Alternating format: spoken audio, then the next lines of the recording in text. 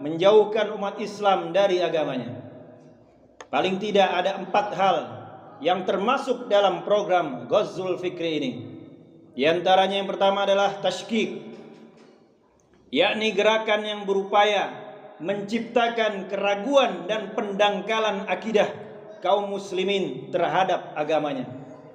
Misal dengan terus-menerus menyerang atau melecehkan Al-Quran dan hadis, melecehkan Nabi Muhammad SAW, atau mengkampanyekan bahwa syariat Islam tidak sesuai dengan kekinian, yaitu yang mereka maksud adalah syariat Islam hanya cocok untuk masa lalu saja. La haula wala quwwata illa billah.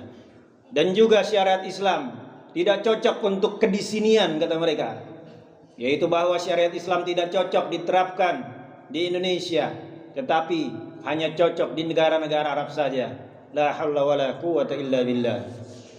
Kemudian yang kedua, tasywi, yakni gerakan yang berupaya menghilangkan kebanggaan kaum muslimin terhadap agamanya. Caranya dengan memberikan gambaran Islam secara buruk, sehingga timbul rasa rendah diri di kalangan kaum muslimin itu sendiri. Di sini mereka juga melakukan pencitraan negatif terhadap agama Islam dan terhadap umat Islam, baik itu lewat media massa, sosial media, dan lain-lainnya, sehingga Islam terkesan menyeramkan, kejam, sadis, radikal, dan lain sebagainya. Sebaliknya, mereka mencitrakan diri mereka sendiri sebagai kaum yang terdepan, paling beradab, walaupun sebenarnya tangan mereka berlumuran darah. Oleh karena itu, jangan sampai kita terikut dengan propaganda mereka. Sekarang ini banyak dari kita umat Islam terperangah dengan kemajuan-kemajuan peradaban-peradaban orang-orang kafir. Mereka mengatakan, lihat itu orang-orang Jepang, mereka negara yang maju, mereka negara yang beradab. Seolah-olah kita terlupakan dengan hakikat sebenarnya. Padahal hakikat sebenarnya Jepang itu masih memiliki tingkat bunuh diri yang tertinggi di dunia. Dan di sana peredaran film-film porno itu masih yang nomor 1 di dunia. Bahkan ada yang mengatakan 5% dari wanita-wanita Jepang itu pernah melakukan adegan porno di film-film maupun televisi. Nauzubillah. Kemudian kekerasan seksual dan pelecehan seksual juga nomor 1 di Jepang. Akan tetapi seolah-olah kadang-kadang kita terlupakan dengan hal-hal ini, sehingga kita hanya dibutakan dengan kemajuan-kemajuan mereka. Demikian juga kalau kita lihat Amerika Serikat, banyak sekali yang terbuai dengan kemajuan mereka. Mari kita berkiblat ke Amerika, kata mereka. Mari kita berkiblat ilmu pengetahuan dan peradaban ke sana. Padahal kriminalitas mereka masih 10 kali lipat lebih dibandingkan Indonesia, dan angka pembunuhan 5 kali lipat lebih dibandingkan Indonesia.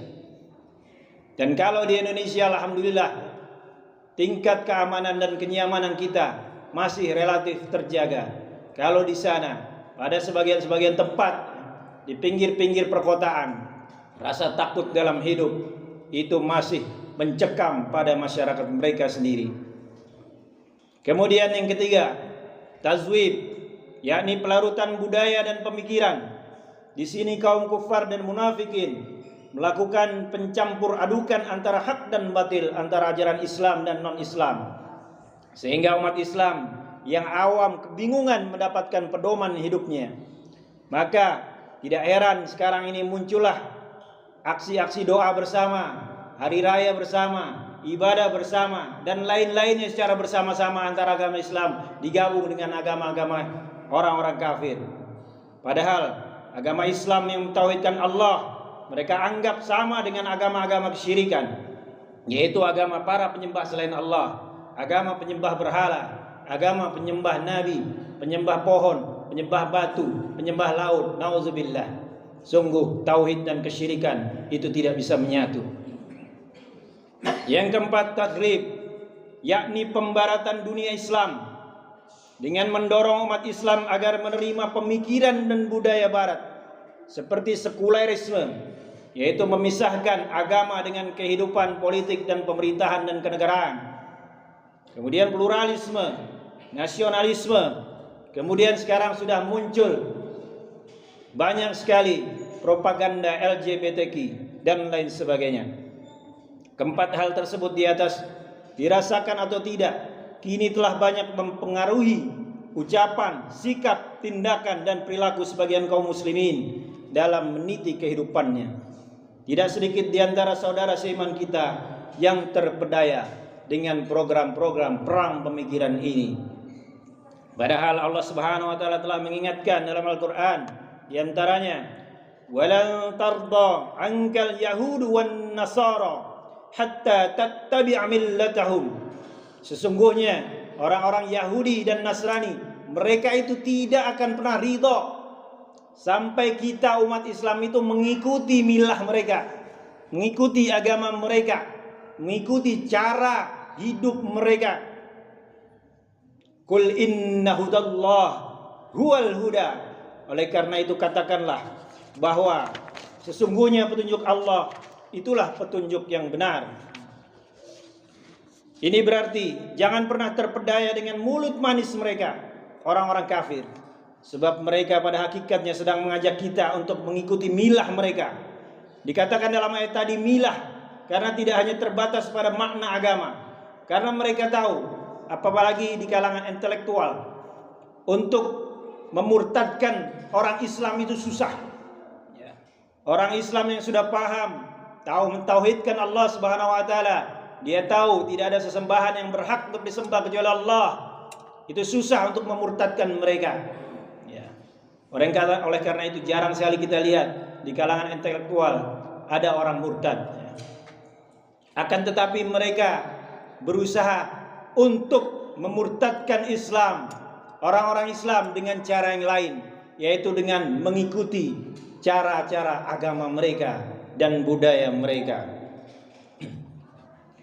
Dari Abu Sa'id Al-Khudri radhiyallahu an, ia berkata bahwa Rasulullah sallallahu alaihi wasallam bersabda, "Sungguh kalian akan mengikuti jalan orang-orang sebelum kalian, sejengkal demi sejengkal dan sehasta demi sehasta, sampai jika orang-orang yang kalian ikuti itu masuk ke lubang bab yang sempit sekalipun, pasti kalian pun akan mengikutinya."